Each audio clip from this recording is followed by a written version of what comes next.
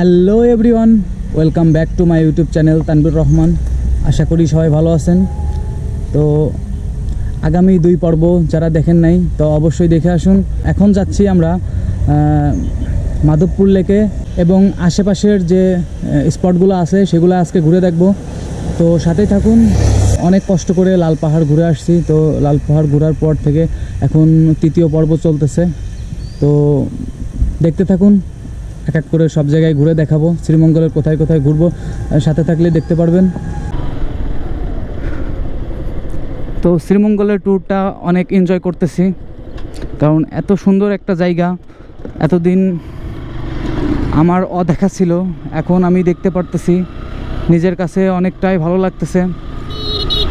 তো সামনে আরও অনেক ভালো ভালো কিছু দেখানোর আছে, নিজে দেখার আছে এবং আপনাদেরকেও দেখাবো। আর এদিকের একটা বিষয় কি, আপনি চাইলে যে কোনো চা বাগানে ঢুকতে পারবেন, ছবি তুলতে পারবেন, কোনো বাধা নেই। কিন্তু সিলেটে যে বিষয়টা, সিলেটে চা বাগানে ঢুকতে গেলে টাকা দিয়ে ঢুকতে হয়, অনুমতি নিতে হয়, অনেক কিছু, অনেক ঝামেলা থাকে। কিন্তু আপনার শ্রীমঙ্গলে আসলে যে কোনো আপনি চা বাগানে ঢুকতে পারবেন, ঢুকে ছবি তুলতে পারবেন। বাইকটা এখানে দাঁড় করে অবশ্যই ছবি তুলতে পারবেন চা বাগানের ভিতরে গিয়ে। এখানে তেমন একটা কোনো বিধিনিষেধ নাই। ভিডিওগুলো কেমন লাগতেছে আপনাদের কাছে, আশা রাখি ভালো লাগতেছে। তো ভালো লাগলে অবশ্যই লাইক করবেন, এবং যদি ভালো না লাগে তাহলে ডিসলাইক করবেন।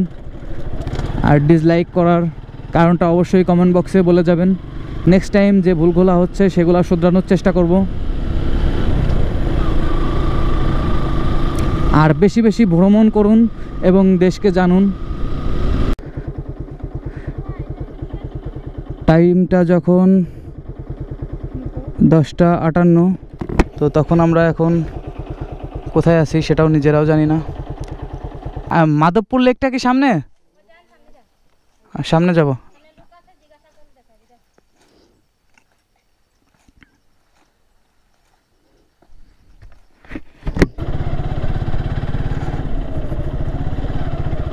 এখন আমরা আছি নূরজাহান চা বাগানে। তো এখানে অনেক দূর আসার পর 2-3 জন ট্যুরিস্ট দেখতে পাইলাম।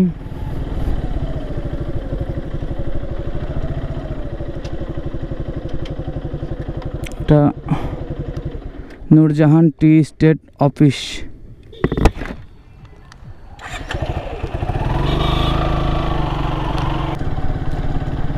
ইটের রাস্তা থেকে মাটির রাস্তায় অনেক সুন্দর। ইটের রাস্তা দিয়ে গেলে বাইক চালাইতে খুব প্যারা লাগতেছে, কিন্তু এর থেকে মাটির রাস্তা অনেক সুন্দর।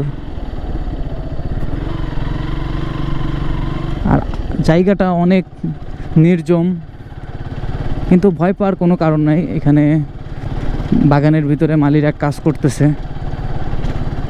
আর এটা একটি ট্যুরিং স্পট, যে কারণে এখানে ভয় পাওয়ার কোনো কারণ নেই। এখানে আপনারা নিশ্চিন্তায় আসতে পারেন। আশেপাশে শুধু পাহাড়, চা বাগান, এর মাঝ দিয়ে আমি একাই রাইড করে যাচ্ছি। আশেপাশে কোনো লোকজনও দেখতে পারতেছি না, সেরকম অনেক নির্জন জায়গা।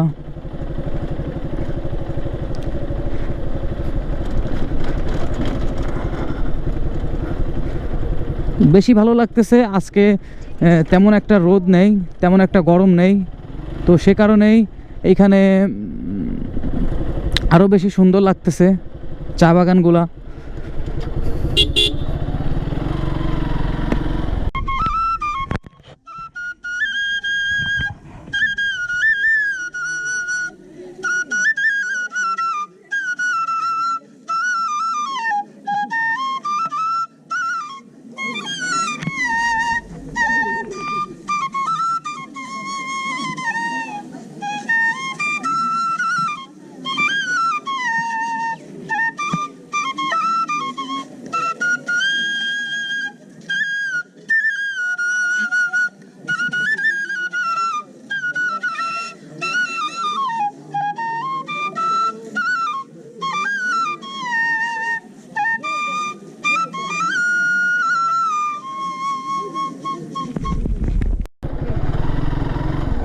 তো ফাইনালি আমরা ভালো একটা রাস্তা পেয়েছি, তো এটা দেখে আরও ভালো লাগতেছে। যাক, রাস্তাটা একটু ভালো হয়েছে, কারণ এত দূর চালাইছি, 15-20 এরকম চালায় আসতে হয়েছে। তো এইখানের অবস্থা দেখুন, এখানের লোকজন, স্থানীয় লোকজন গরু চড়াচ্ছে, অনেকগুলা গরু।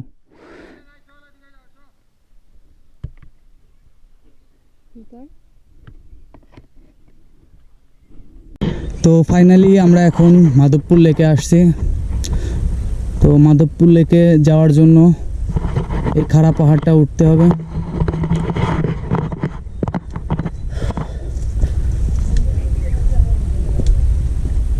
মাধবপুর লেকের সৌন্দর্য আপনি নিচে থেকেও দেখতে পারবেন, কিন্তু আপনি পাহাড়ে উঠলে পুরা মাধবপুর লেকের ভিউটা পুরা সুন্দর মতো পাবেন। তো সে কারণে উপরের দিকে যাচ্ছি, গিয়ে আপনাদের সুন্দর একটা ভিউ দেখানোর জন্য উপরের দিকে যাচ্ছি। সাথেই থাকুন, যাই আরও সামনের দিকে যাই, দেখি কোন পর্যন্ত যাওয়া যায়। যেহেতু আসছি, এটা শেষ না দেখে যাচ্ছি না আজকে।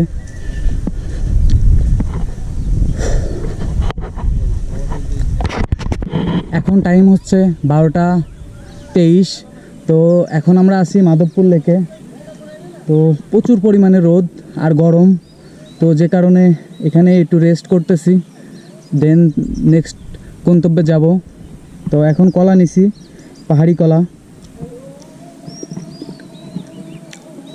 এত স্বাদ কা, সেই স্বাদ, আমার কাছে সেই স্বাদ লাগতেছে। পাহাড়ি কলা তো সেই স্বাদ, সেই সেই লাগতেছে আমার কাছে। দৃশ্যও সেই লাগতেছে, কিন্তু গরমটা অনেক বেশি। A few moments later. তো এক সাইড দিয়ে আমরা উঠছি, তো অন্য সাইড দিয়ে নামার ট্রাই করতেছি। তো ওইখানের যে মামারা ছিল স্থানীয়, ওনারা বলল যে এই সাইড দিয়ে গেলে আপনারা বেশি সৌন্দর্য দেখতে পারবেন, এদিক দিয়ে ভিউটা অনেক সুন্দর। তো সেই কারণেই এদিক দিয়ে যাওয়ার চেষ্টা করতেছি।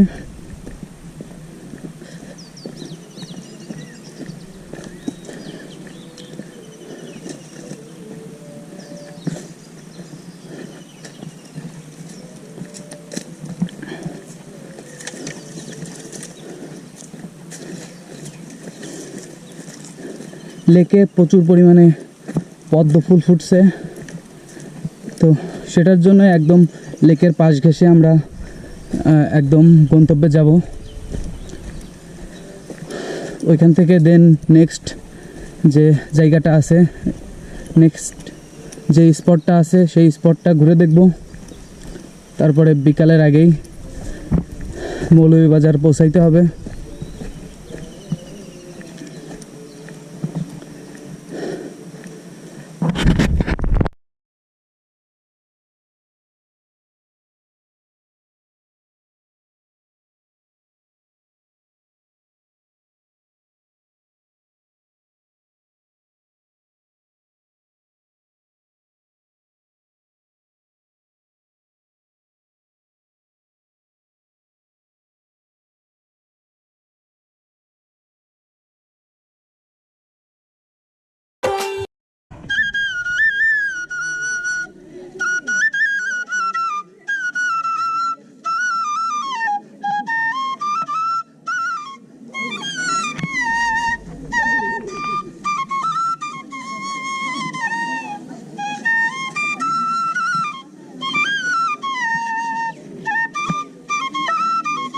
তো আমরা এখন মাধবপুর লেক থেকে বেরিয়ে পড়ছি।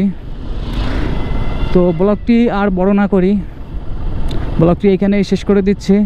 দেখা হচ্ছে পরবর্তী পর্বে নতুন কোনো গন্তব্যে। ততদিন সবাই ভালো থাকুন, সাথে থাকুন।